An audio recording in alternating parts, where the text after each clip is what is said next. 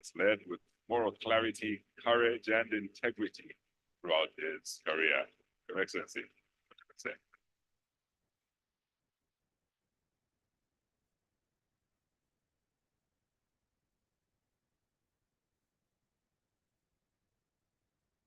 Excellency, dear colleagues, ministers, head of agencies and institutions, leaders of delegations, young people, young people. This is the time, this is the time for us to dream.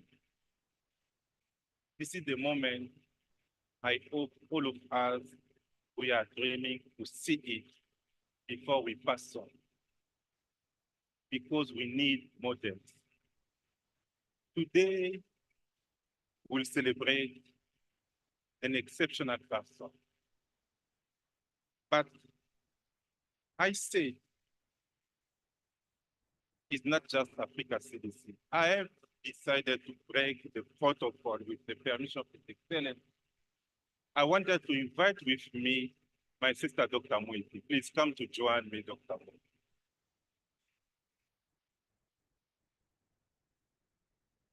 While she's coming, I will make a few words.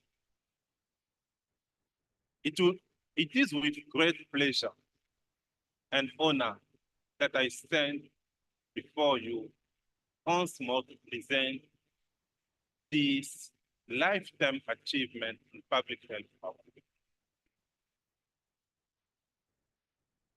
This award is a celebration of individuals whose extraordinary contributions have left a lasting mark on public health and health research across the continent.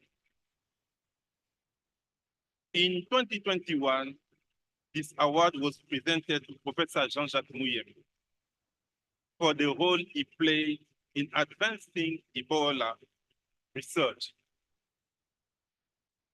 And let me tell you that WHO followed Africa CDC decision because they awarded also Professor Muyembe during the CPHIA 2023. Thank you, Dr. Tedros, for that.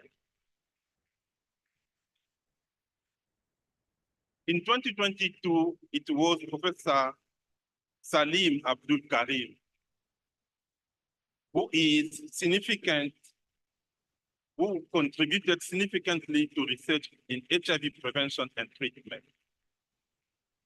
Today, my sister Mwete and myself, we recognize an individual whose unbelievable commitment to public health has transcended borders and reshaped the global health landscape.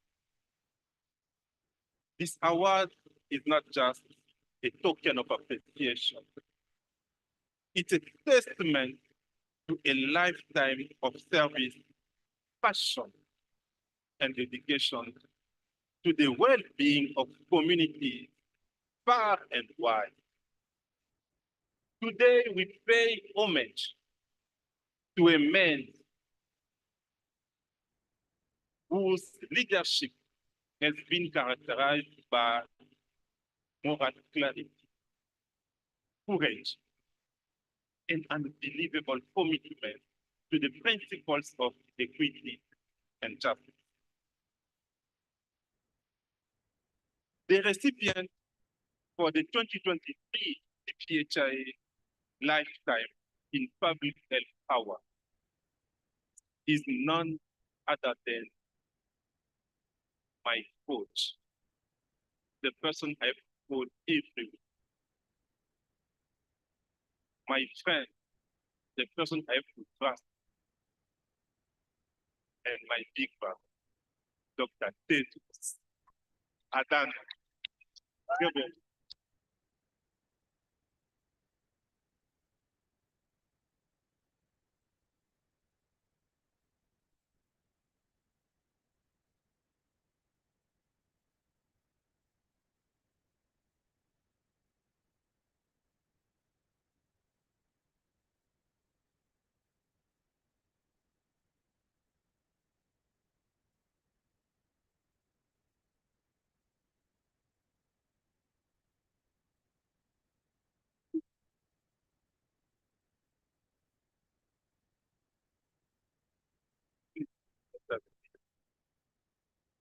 Throughout his tenure at the WHO, Dr.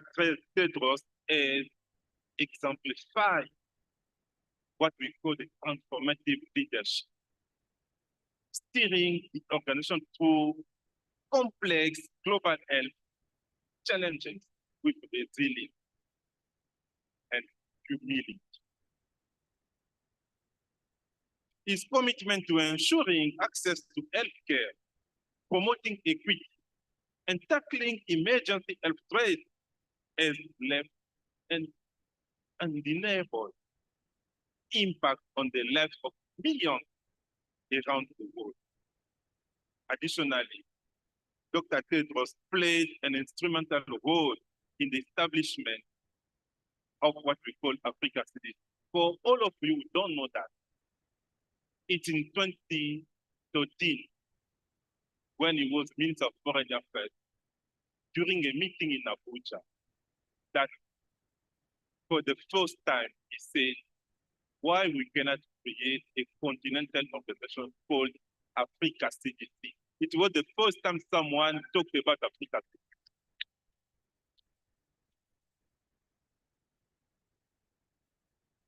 If you want to know who the founding father of Africa CDC is here.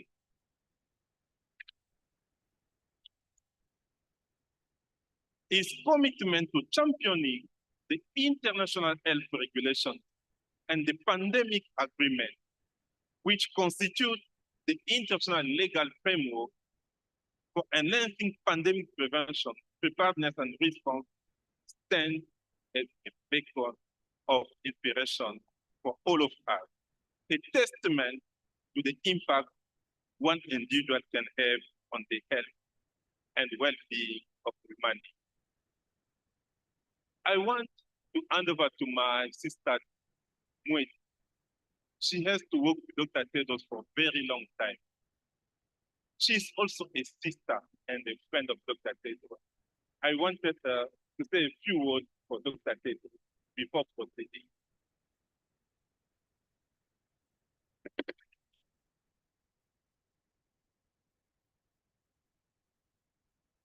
Thank you very much, Dr. Jean, the DG of the Africa CDC, and good afternoon to this amazing collection of partners, young people, leaders, ministers, and with all respect to Your Excellency.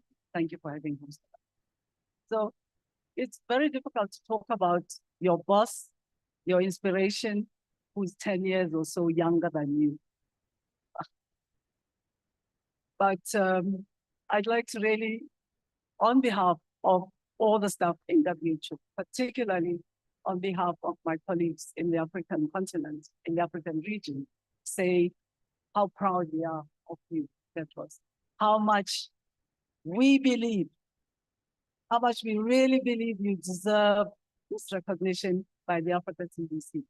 I was privileged to be at that meeting when you proposed, at that time I was the assistant regional director, I think, when you came up as the Minister of Health for Ethiopia with the idea of establishing the African CDC. I have followed and worked with you as the Minister of Health. I've been privileged to interact with you when you were the Minister of Foreign Affairs in Ethiopia, in the African Union. And I have been really inspired by your leadership, your team, and all of us as your regional directors in all the regions of WHO. Have been inspired by the transformation that you've made in WHO itself, in seeking new ways of working, new partnerships, new funding, and particularly in emphasizing and inspiring those of us in Africa, the importance of working with our communities, our young people, creating the space, and being an example in doing that in our health sectors. We've worked very much in the African region along that line. We have established a UN volunteers program for young women, of which I've been very proud. We've managed to mobilize more than 300 young African women to join WHO in Africa and make their path up into other regions and headquarters. That was part of what you inspired us to do. I know that you work, you lead from the heart, and you lead from your brain. And that has made you encounter some challenges in the openness, in the preparedness to change the way WHO works, in your readiness to challenge normalities that have been accepted in the global relationships between the North and the South, and particularly with Africa. Sometimes that may be difficulties. Some countries have decided to withdraw their finances from WHO for a while to punish you for your vision and your leadership. We are proud of you. And we'd like you to continue to work in this way with your particular focus on equity, justice, people, and international institutions and organizations that take that as moral responsibility, and then working on the strategic ways to make that happen with all sorts of partners. We're inspired by the way in which we are looking to diversify the sources of funding from WHO, because that will also help us to be a better partner to our member states. So, younger brother, my dear boss, I'm really proud of you, and well done to have you. Well deserve this recognition. Thank you.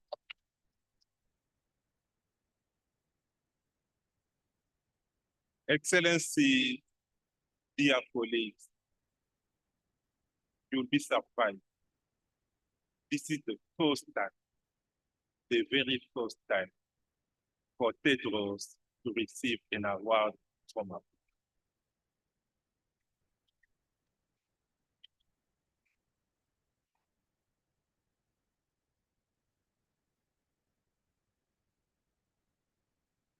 Then, who am I? Director General of I don't have the power of head of state. I was talking to the President of Comoros, who said we are represented, all of us, by His Excellency Aikande Hichilema and Her Excellency the Prime Minister of Namibia, who will come to award Dr. Tedros. Please, let us stand and invite our leaders to come.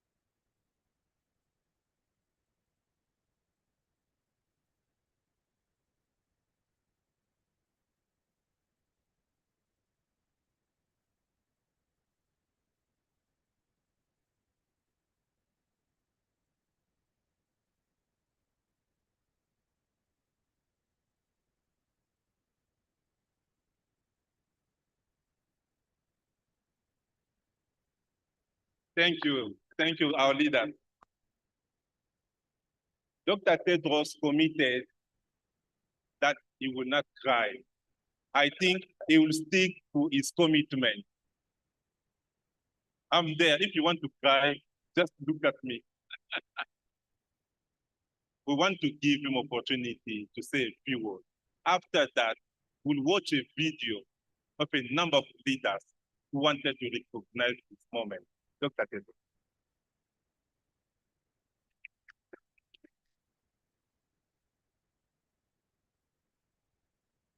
If I stick on the paper, then no crying.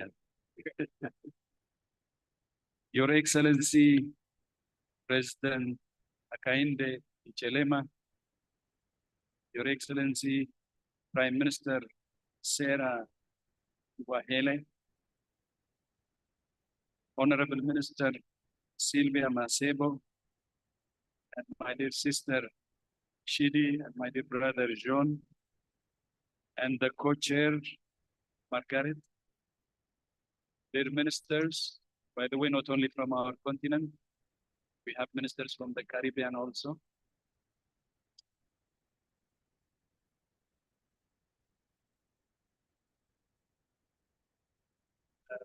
I don't know if there are others, but Mr. Tuat from Barbados is here. That's why I want to recognize. And this platform is also being used to strengthen the Africa-Caribbean partnership. And really glad to see how CPHIA is growing. As a proud son of Africa, I'm deeply humbled to accept this award.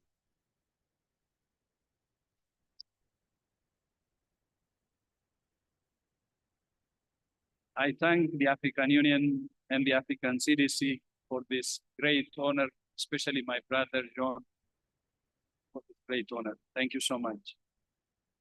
In 2013, when I was foreign minister of my country, Ethiopia, I was fortunate to chair the Foreign Ministers' Council in the development of Agenda 2063. That was the 50th anniversary of OAU and also 10 years, I think, after African Union. The blueprint that Agenda 2063, as you know, we call it the blueprint of the Africa we want. Agenda 2063 was built on 7 pillars, including health. In support of that pillar, it was at that point that we started discussions about building continental institutions together with my fellow foreign ministers and also ministers of health. And that's why, as John said, in July 2013, at the meeting of the African Union, for the first time, the idea of the Africa CDC was proposed. Since then, a lot has been done, including the establishment of Africa CDC and the African Medicines Agency. Especially African CDC has grown from strength to strength, and I consider Africa CDC as my daughter, and I'm glad to see my daughter growing from strength to strength.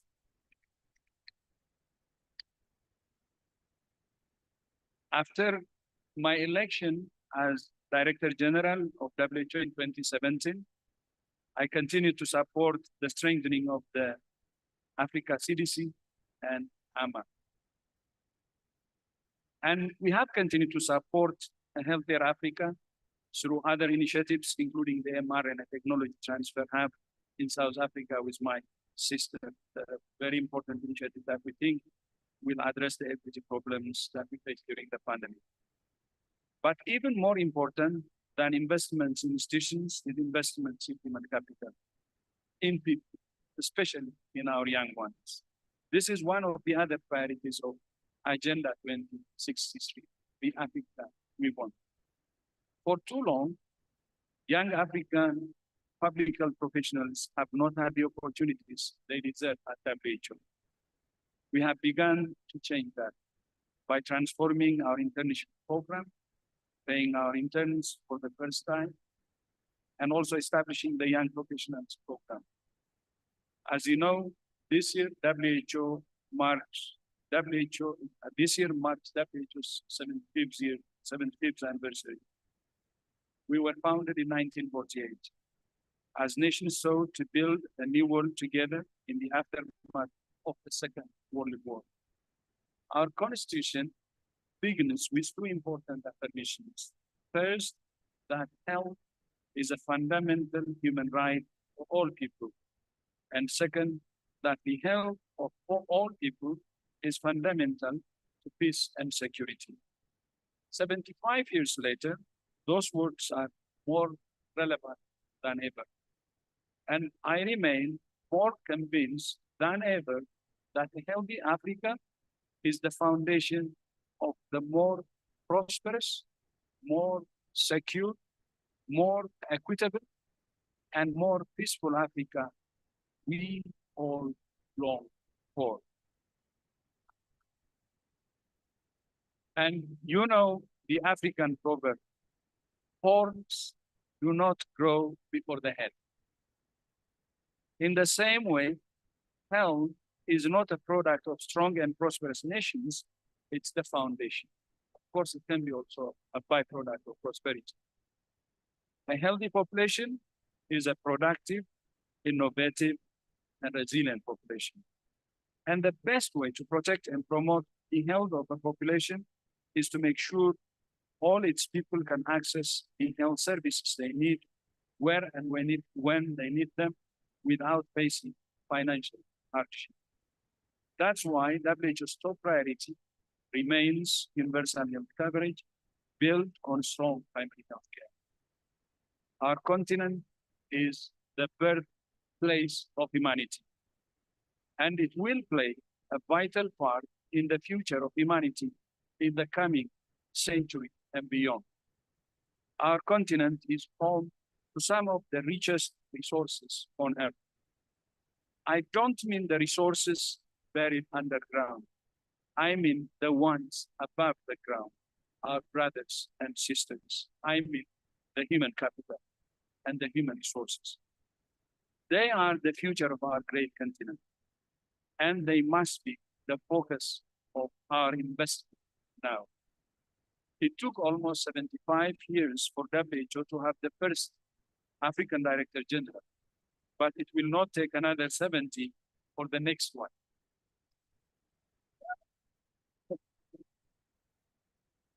Maybe they're a child growing up poor and in midst of conflict, like I did.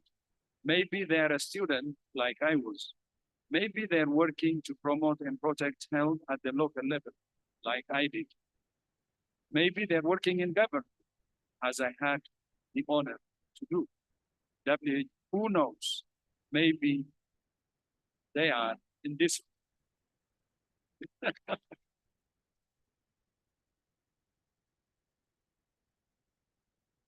Thank you so much again for this great honor.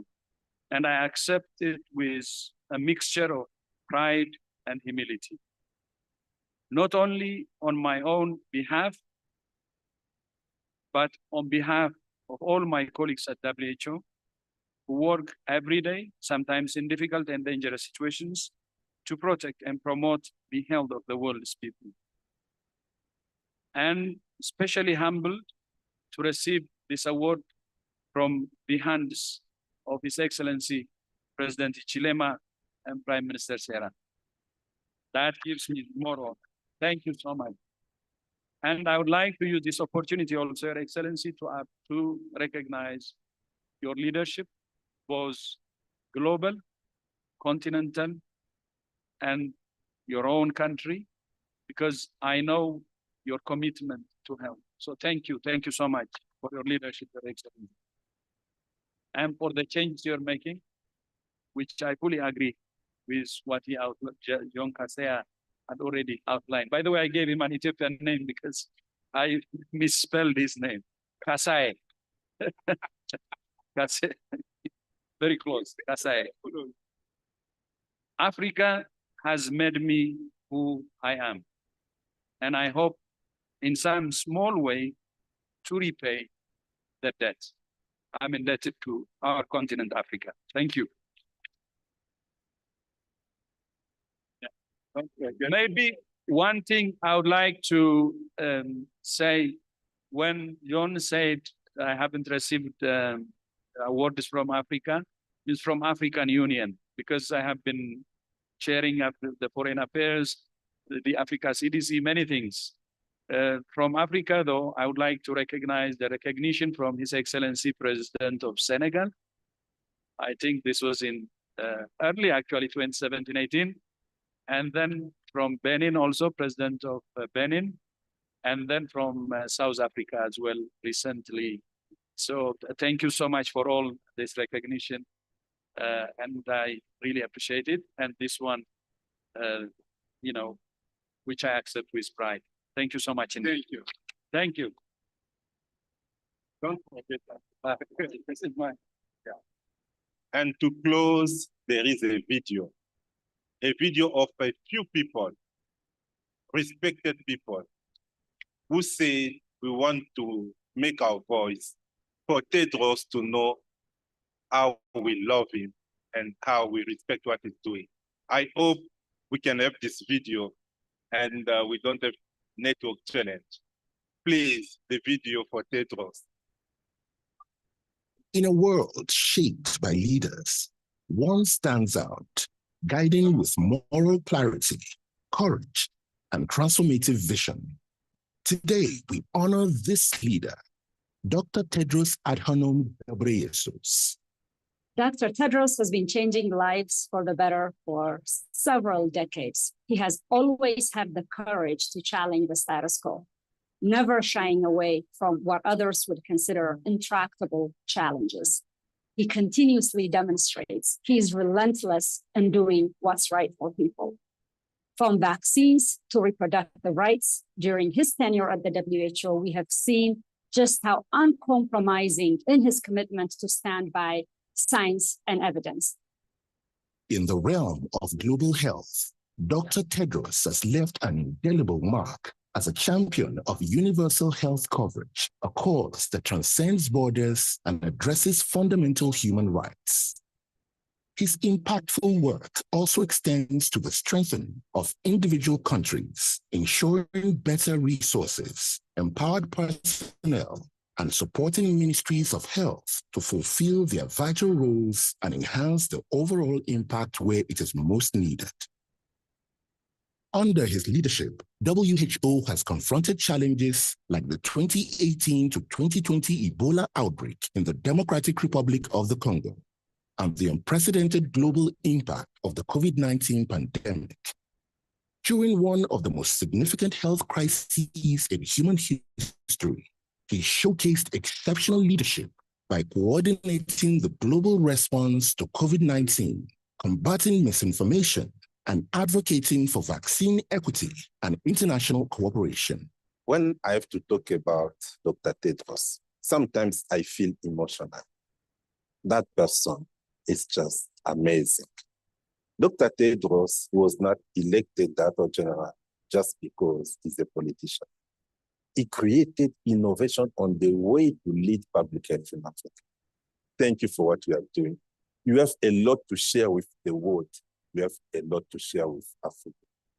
Dr. Tedros has not only made significant contributions to global health, he has also been instrumental in promoting gender equity through WHO's work. His impact resonates across generations, borders, and disciplines, serving as an inspiration for all who seek to make a difference. Dr. Tedros is a true champion for health for all. He has put the health of all people first. I'm glad to be on the same team as Dr. Tedros. So Dr. Tedros, keep up the good work. We are with you. Today, we celebrate Dr. Tedros for his leadership, courage, and integrity, and present him with the Lifetime Achievement in Public Health Award. Congratulations, Dr. Tedros.